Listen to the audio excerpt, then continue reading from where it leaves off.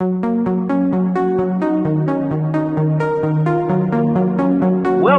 to the Building Bite Podcast, a podcast for construction contractors, owners, and insurance professionals, where you can hear from the experts about key topics to help you be successful. My name is Peter Duggan, President and CEO of Proactive, and I'm here with my co-host, Mike Diercksen, Senior Innovation and Content Solutions Consultant, and our guest, River Steenson, Senior Construction Risk Engineer at AXA XL. River, how are you doing today? Doing well. Yeah. Thank you for asking. I'm super excited to be here and appreciate the time. Things have been busy for sure. It feels a bit like Groundhog Day the last, 12, 16 months, whatever it's been. But life is busy. I've got two young boys, so I coach Little League. I volunteer with my Trout Unlimited group. I try to get out and do a little fishing, keep up with my work commitments, family commitments to my wife. And so, yeah, things are busy in my world these days. And when we get back to traveling from COVID, I'm coming out to fish with you, right? Please. Yeah, anytime, man. Come west. The fishing's great. We'll go hop on the boat, crab, fish, fly fish, whatever you want to do. So, well, in that case, I'll bring Mike as well. Mike, how are you doing today? Doing great, Peter. Zero aptitude for fly fishing, but if we're in a boat, if we're saltwater fishing, I could do that pretty good. So happy to join.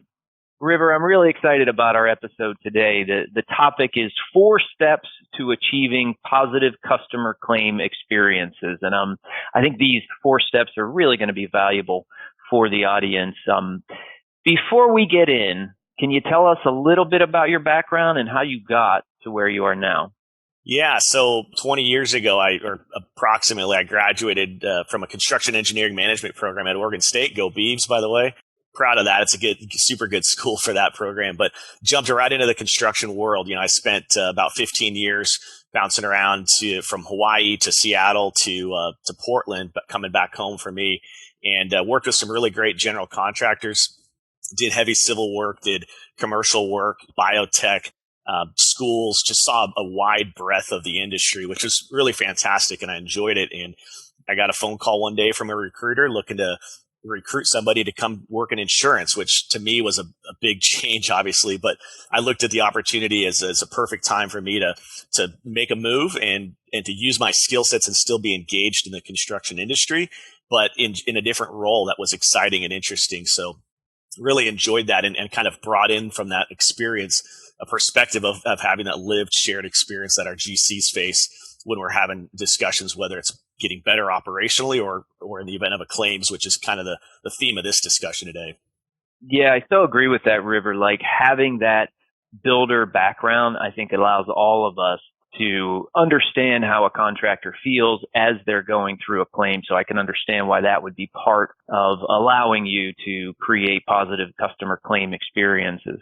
I know you have a bit of a unique title over there at AXA XL as well. Your title over there is Customer Advocate. Can you tell us what that means to you?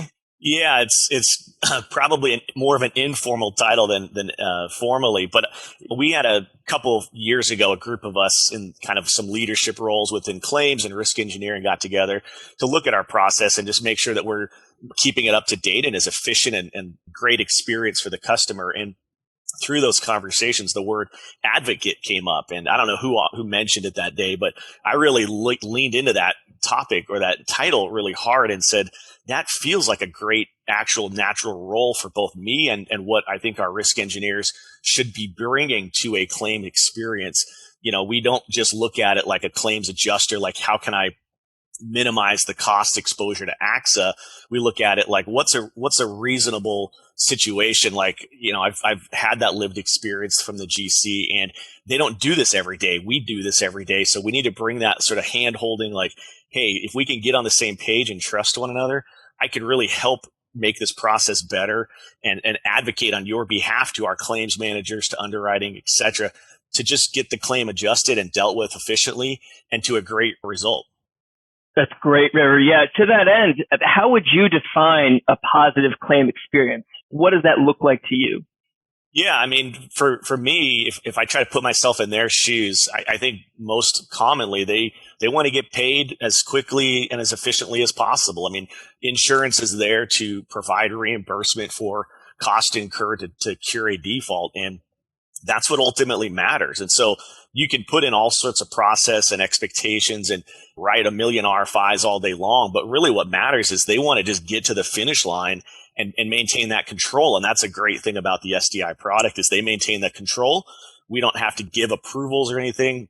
We have the conversations to get on the same page and communicate and support their decision-making process.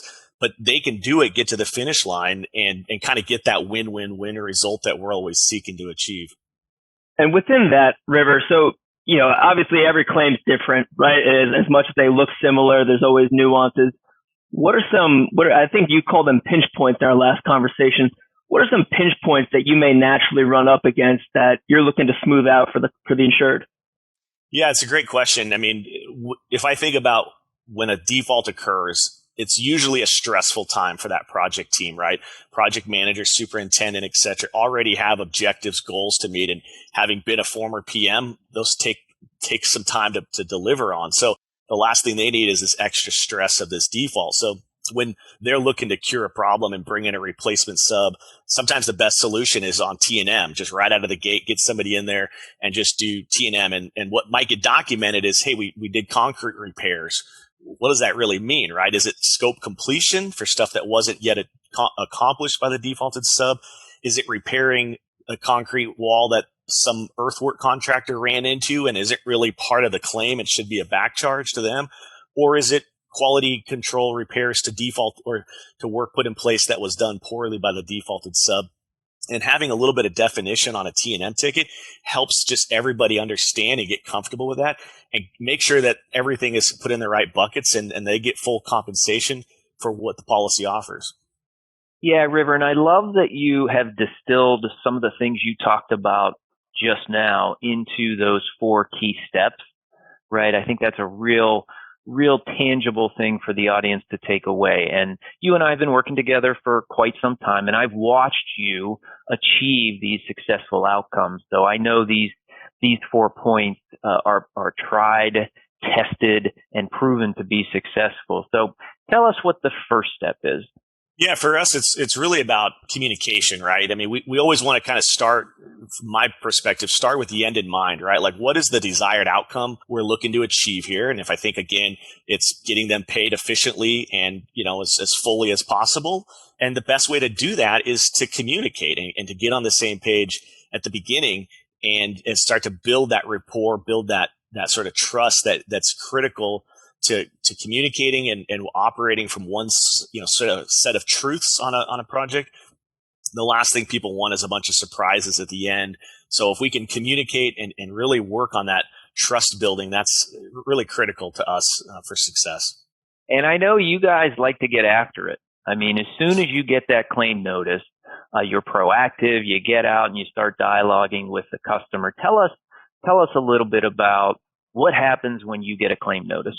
So a number of different things can occur depending on the magnitude, the size, the relationship. Sometimes we see tiny little notices and we can have a quick phone call and no big deal. Other ones look big and ugly and scary right from the get-go. So for us, it's triaging that call with the client. And there's a number of key people that need to be a part of that, right? The risk manager, point of contact, the project team, project executive, maybe a ops person, maybe a CFO, depending on the structure of their group, brokerage, our team, et cetera. But really just getting an initial call, just asking questions, getting the basics on the table. We don't have to get into to schedule delay analysis or hairier questions right out of the get-go, but just what is the basics of the situation, and then laying out a path and looking at some options and giving them the control to make a decision that they feel good about, but that we can be supportive of. Yeah, and I've watched that early upfront communication and setting expectations. And then I've seen on the back end, hearing from the customers, having had those expectations set up front, we knew what to anticipate. So I think that's a real effective first point. Yeah, I agree. And to us, it's so critical to do that. And if you don't do that, what you can sort of lead yourself into is kind of a silo effect situation, right? And we've had situations where in fact, I can think of one in particular where a customer had a person whose role was like a a recovery role, right? And they were like tasked with recovering on losses on an insurance claim. And it's like they wanted to keep us away from the project team, and they wanted to have this intermediary conversation. And it just resulted in some challenges because we couldn't get to the actual details of the project with the team. And as a result, we went through a bunch of iterations of submissions, and each time we'd ask for new or more information because we couldn't get it all initially. That would lead to another set of questions, more information, more questions. And we go through 6 or 7 or 8 cycles of that, can't verify anything. They're frustrated. We're frustrated by the inefficiency of that process. And then we're finding out surprises at the end that if we'd have just been on the same page at the beginning, talked about, we could have helped figure out a better strategy up front and really, I think, delivered a much better result for everybody involved.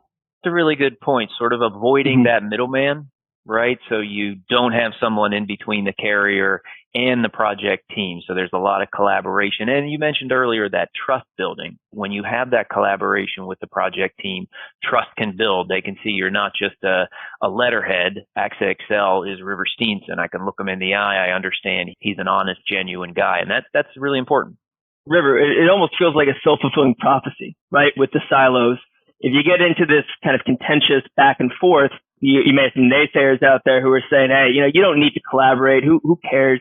Yeah. As soon as you lose that communication, you're going to find yourself in a situation of RFIs, kicking it back and forth. And then no one's happy, right? I mean, there's no possible way in which you're going to leave that going, oh, we got everything done and everyone was perfectly happy with that. Yeah, it's the truth. And I think for us, we just, if I think about what's in the client's best interest, the insured's best interest, it's getting to the finish line efficiently, getting paid.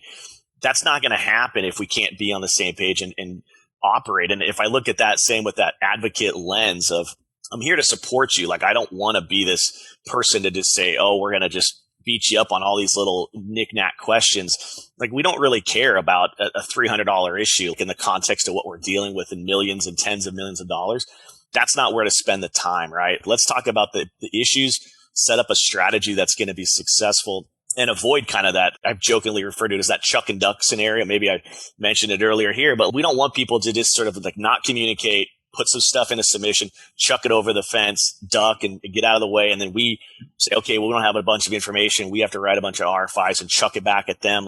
It's just a waste of time. And I don't want to do it. And if we look at the role, my role as a risk engineer isn't just in claims, right? We also do service and help folks get better. And we're able to build that relationship with those GC partners so that when a day comes where they have a challenge, we've already established that good rapport and they know, hey, I'm not going anywhere. I'm your person, right? We don't farm this stuff out to third-party administrators to process this stuff. We are there front and center and leading and shepherding that process in that advocate role. That goes to your second point, River, which is coaching and giving feedback, repeated feedback to the customer, sometimes even before they make a submission. Can you tell us about what that coaching and feedback looks like? Yeah, I mean, it starts early on, and we don't have to coach necessarily on an initial call, but sometimes if it's our first claim with an insured, they really may not understand the process, so we have to explain it a little bit. But really, once we've had an initial call, maybe some monitoring calls, sometimes that's a monthly frequency or whatever the right need is for that situation. Once we see that, hey, it's going to become a submission, it's looking like it's going that direction, we'll set up a call and walk them through our share file, our online repository, folder structure, our loss summary, our Excel document where they're going to document their claim. We've got instructions, kind of just coach them up on that project team, kind of a focus group of people that are going to do the documentation and just communicate those needs, those expectations so we can just get on the same page. We found a lot of success in doing that and being intentional around that. And I've watched you, River, identify tough issues too in those training and coaching sessions or even in the monitoring calls. Like, what are we doing if there's an ongoing negotiation with an owner and similar costs coming in through the SDI claim? Or what do we do with ongoing schedule impacts? Can you tell the audience, how do you deal with those tough issues when you hear about them? I look to Jim Reichert, my boss, who's coached me and trained me along the last 5 years. And his perspective on it was you got to deal with this stuff, right? It's not going to go away. It doesn't get better with age. You got to identify that stuff. Really, that's where the lens of our experience comes into play. Our claims managers, even though they're experienced people, they don't have the details necessarily as we might. So you really have to identify that stuff and figure out a way to bring that to light and say, hey, let's talk about it because it's not going to get better, and really put it on the loss summary. Let's figure out, do we have direct costs and indirect schedule related inefficiency claim from a sub, an owner thing, whatever those things are, get them out there on the table so we can figure out a strategy to get comfortable with those costs and look again for that win-win solution and be efficient with it. So, River, is there an example that comes to mind? I know we talk about these things at a high level, but, for our listeners who are in this, maybe not every day like we are in the claim side of things, if I'm a GC, what's an example of this where this would actually benefit me, where that coaching makes a difference? We've got many examples. I can think of one in particular where maybe the insured hadn't had a lot of experience with the claims, and we kind of saw that and kind of knew that and identified it early and said, hey, let's get in there early enough and figure out what's going on. Where are your pinch points? Where are your struggles going to be? I think it was Rumsfeld who had the quote years ago of the known knowns, the known unknowns, and the unknown unknowns. We can see the unknown unknowns down the road because we've just done this enough times. And so if we can get in there and figure that out, and in one particular claim situation, we kind of saw that and just said, hey, let's talk about it. Let's figure out a strategy. And I think had we not done that and got in front of that conversation, it probably would have doubled the number of submissions and the RFIs and just the frustration that builds. So I look at that as a success story in the sense of our process and our flexibility around trying to figure that out, I think helped mitigate some of that inefficiency. All right, River. So let's say we followed step one. We got out there and we did that rapid collaboration, building, and communication right out of the gate. We followed step two. We've got some coaching and feedback going back and forth so the contractor is understanding exactly what your needs are. Let's go to that step three. What I understand step three to be is continuing that dialogue and providing continuous dialogue throughout not just the first submission, but the second submission and the third submission if you need it, so that there's constant back and forth between the contractor and the carrier. Tell us more about that. We do that in a number of ways. One way is just to get out in front of that very first submission with what we call staging or staging checklist feedback, whatever you want to call it, where we were intentional with setting up our Excel file and our form about documenting the claim and just said, listen, if we can just triage before you formally submit the claim and put us on a 30-day clock, we can look at the documents in a staged fashion, just upload the stuff to the folders. We'll pop in there, take a quick look. We're not going to look at the quality of the document per se, but if we know we expect to see a subcontract or a replacement sub because you showed it to us on the loss summary, we don't see that.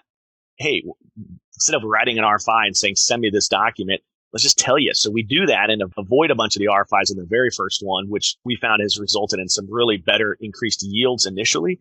And then throughout that process, we don't have to do that 3 times iteratively. We don't have to do that on every single submission down the road, but just being a little intentional about getting out in front of that stuff. I don't really enjoy pausing the clock or calling timeout mid 30 day and asking for a bunch more stuff. We'll do that on 15 days if we think there's some low hanging fruit of some big dollars, easily documented stuff, and it can move the needle. We'll ask for some stuff and slip it in, but it's really difficult when you're already in a 30-day window to ask for the moon and the stars. And then how do you kind of get to the finish line still timely, right? So there's a number of ways we do that. And I think ultimately we've seen that. And I know, Peter, your team has supported us with claims support and depth of review. And that's really allowed us to increase those yields and ultimately achieve the customer's goal of getting them paid early as possible. Yeah, River, time is money, right? And so the quicker the submissions and the more streamlined approach we can have, you're getting the GC reimbursed right away. Everyone's happy. The project's on schedule, and it is mitigating potential future issues. But what might be some other things, right? Some other benefits of removing those snags, streamlining this process outside of just the capital getting infused quicker? What are some other benefits that the insured may benefit from having that experience? We've dealt with a number of stuff. I mean, I talked about some of the big challenging issues, the schedule delay analysis. We've done much better collaborative approaches with that and trying to get on the same page working together. But I can also think of a scenario where we've had multi-line coverage issues or there's a claim submitted to a different coverage or a different carrier sometimes, or even internally with us, and figuring that stuff out and getting on the same page early in the process as opposed to just letting them submit to a different side and then a silo effect even internally could start to occur if we're not communicating. And, I dealt with a claim recently where the insured had submitted it as a rectification claim on the PL side of professional liability side of things. And a couple months later, the sub wasn't going to complete their scope. So they get defaulted and it turns into a sub default claim. And initially they were kind of going down a separate path and it was just starting to get challenging. And we just really tried to step forward and provide some leadership internally and just say, hey, what's the right thing here? We've got an insured who's bought multi-lines of coverage from us. We look at it and say there's coverage in both places. There's limits, there's caps, there's certain costs are compensable in certain policies and not in others, but the other one might be. So ultimately we looked at it and said, where does this thing best fit? And we had a conversation internally, many conversations internally, and with support, in fact, with you guys, Peter and Michael, your team, and kind of put things in buckets that they could potentially go into. And we had an intentional conversation and said, listen, we could put the pencils down and not have this legal fight or these other things about pushing on coverage and just say, these are costs that could fit here and could be compensable and we're good. And they said, thank you. Thank you for sort of providing that leadership. There was multiple brokers. It was a trickier situation. So we tried to be that kind of guiding light and carry that through. And it was such a great result. They hang the phone up and then call us back and say, we're going to renew our business with you guys because of that experience. And you guys saw and did things the right way. That's that win-win, ultimate win that we'd really love to get in a lot of scenarios and found it in that one and super proud of that result. Yeah, and River, it's interesting. You're taking your own advice, right? Stay out of the silos, not only externally, but stay out of the silos internally. Communicate, and I watched you do this, communicate between different policy lines, collaborate internally to figure out the best result for the customer. And that's, I did watch that. I got to observe that. And I do think I'm not surprised that customer came back and said, thank you for the internal coordination. Thank you for the collaboration. And we're going to renew with you. River, the fourth point that you make is making sure you get that claim to the finish line, right? You can have good collaboration, but there's always a few sticking points towards the tail end of a claim. Your point, get it to the finish line. Tell us how you do that. Yeah, it's important to think about that, right? I mean, I remember a former project manager I worked with used to say it's not done unless it's done. When he asks you if it's 98%, well, that means you're not done. And so same thing with these claims. You have to get to the finish line. And if you leave the biggest, hairiest issues, schedule, delays, indirects, and all this, what's the legal subrogation strategy? And if you're not communicating about that, you're going to get all the easier stuff, all the direct kind of you fixed this scope or you completed this scope. That's the easier stuff to honestly get through. So if you leave that stuff, you've got a big challenge now at the end, which is not ideal. So figuring out those issues early is important to that. And then also just looking to the future. I mean, I had a call just a week or two ago with an insured where we've had a tremendous success so far with this customer on a claim that's a pretty significant structural steel claim in Canada. And we specifically just said, hey, let's do a 66% or 75% conversation because we're kind of getting closer. And we got on the phone with internal counsel who we hadn't yet connected with. We were able to talk about a few issues that we saw coming up, get a sense of their strategy on some stuff.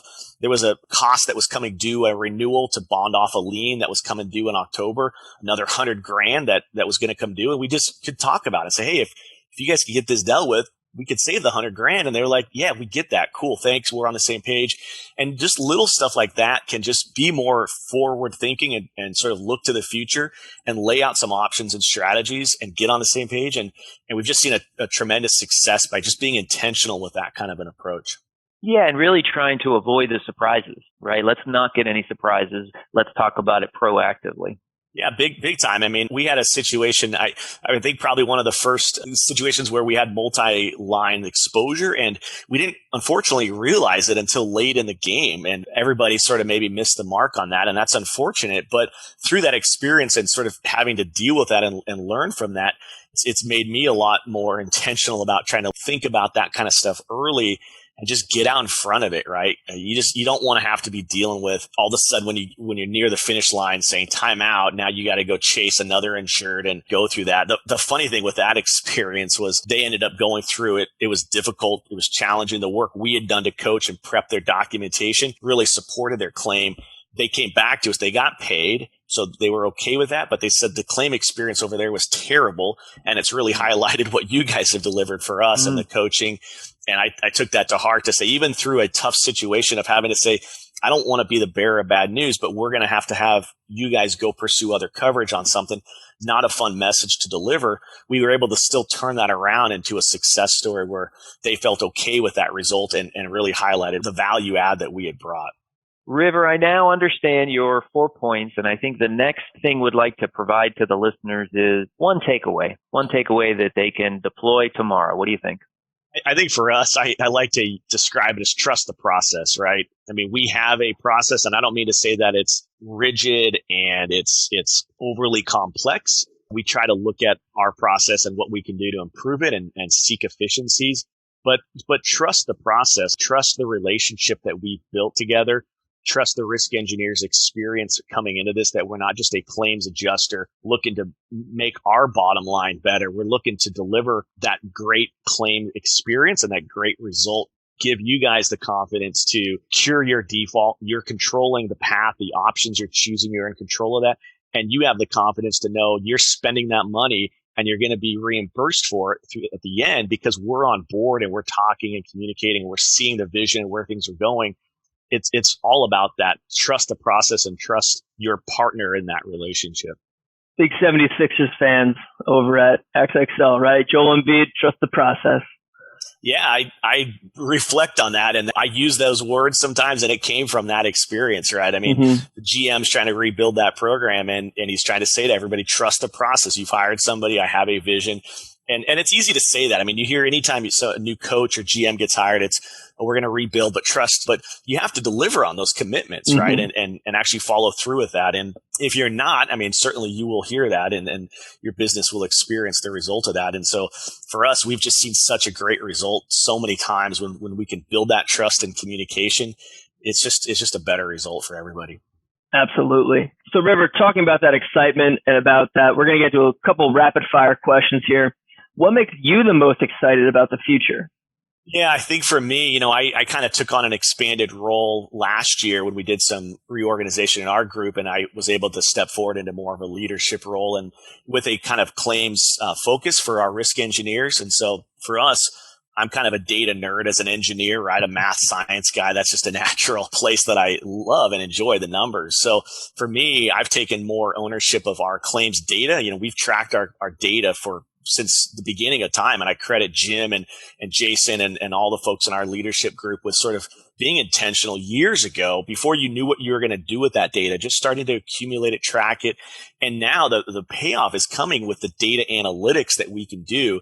We've repositioned in the last 6 months our data into Power BI, and we're creating visualizations both for internal use and external use that is really powerful stuff. And we can a little bit of, I don't want to project the future, but you could talk about, can you sort of foresee or could you predict a claim based on data in the past? And we can kind of see where those things are going. And I think that helps us because if we've seen, hey, this same scenario have some costs over here in this bucket that you're not thinking about, it allows our team to have the knowledge of that and bring that to the conversation earlier, to get that stuff on the table, to talk about it, to figure out a strategy. So many times I've seen folks are just construction people by nature are optimistic people. Like, I can get it done. So you can't tell me a superintendent or PM's not just like, we'll make it happen, coach. Like, we got this, right? But yet there's those unknown unknowns they just can't see because they don't deal with them all the time. We can see that future through that data. And I'm just really excited about where we can take that in the next year to 2 years. River, that's one of the reasons I really enjoy working with you. You bring a certain level of excitement, right? A certain level of energy to everything that you do. But here's a tough question. What gets you the most energized about what you do? Yeah, I mean, for me, it really comes back to just helping the customer and solving those problems, right? I mean, I think about that as, that's why I'm hired, as I bring you this experience, both my 15 years of construction experience and the 5 years here. And it's really, it's a service industry. And I look at construction kind of similar. Yeah, we build things, but it's really a service industry in the sense that you're serving your customer, you're helping them achieve their goals of building out their building or whatever their space is.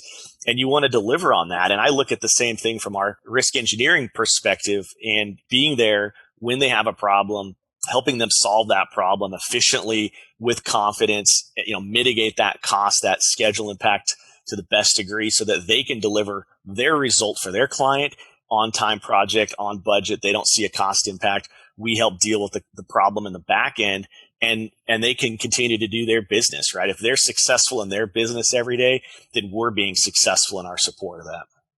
Mm-hmm. And then I can probably guess what the answer to this next question is, but the flip side, what keeps you up at night professionally? I do trust our process, and I trust what we've done around that. But I think with my expanded role and some more leadership of that, that's where I want to take my focus into the future and really just continue to refine that and look for ways to make that more efficient. One of our key objectives this year at an AXA corporate level is simplicity. It's so easy over time to just add more and more to the process. And it's so hard to strip things out of that process that you don't need. And again, I credit Jim and Derek and our claims department leadership with SDI and underwriting and everybody's support and saying, just because something was the way it was in the past doesn't mean that's who we have to be or how we want to operate. And we've had a very intentional vision of trying to just do things different and better, not just because to mix it up, but just to find the efficiencies. And again, you think about that data and we can look at some costs and say, listen, if you're inside the norms or below expected ranges that we would expect to see here, we can kind of more quickly get comfortable with those costs and try to just move forward rather than just nitpick all day long. So I look at that as an opportunity as much as it doesn't stress me or whatever, but I really that's where I want to take my focus and leadership of trying to look for ways to make things more simple and again, deliver that great customer experience in the claim. And I really like, River, how you said, no surprises. Let's avoid those surprises by communicating up front. But what's one thing that people might be surprised to hear about you? Well, it may or may not be a surprise knowing that I've got two young boys and I suburban dad, let's admit it right at this point in my life. So barbecue has become a big thing for me the last 10 years. I was fortunate to get a housewarming gift for a Traeger, an electric pellet smoker 10 years ago and really got into that and fell in love with that and have done a ton of brisket and pulled pork and ribs and all this stuff. And actually, I'm super appreciative of that gift from my mother and stepfather because it really took me from both the barbecue space, but also more into the kitchen. I've gotten really into cooking in general, and part of that's because I just like to eat good food, which is a okay selfish thing, I guess, to admit. But if you want to eat good food, learn to make it, right? And that's been a great journey in the past for sure. And what a great segue, River. So we always like to wrap things up, and we talk about the name of the podcast is The Building Bite. That's BIM Insurance Technology with the experts. You are the expert. But speaking of which, you maybe just tipped your hand a little bit. What are you taking a bite out of today? Maybe some barbecue for you?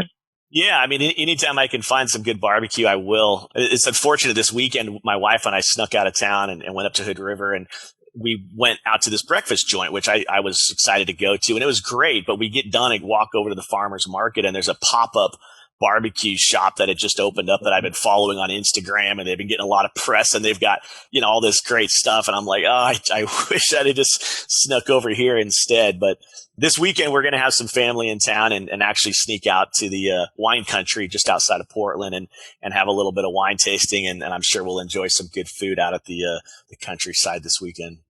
Excellent. And River, so Mike and I will be out. I guess you have family this weekend, so we'll be out in 2 weekends. We'll bring our fishing rods, right, Mike? We'll bring an order for barbecue and who knows what else. Anytime. Start the barbecue today, right? We'll start it today and just keep it going for the 2 weeks. It'll be perfect by the time we get there. That's one nice thing about working from home is sometimes you can do a little day smoking and not have to tend it, right, and get your work done and have a nice meal come evening time. So certainly appreciate that. If you're not into that already, Michael or Peter, jump in. Hey, work smarter, not harder, right? Just put it in the morning and we'll come back to it later on today. Indeed, yes. River, thanks for chatting with us today. If the listeners want to connect with you, how would they do so? They can certainly reach out through LinkedIn. It's a great way to connect with me. Just search my name, River Steenson, AXA XL.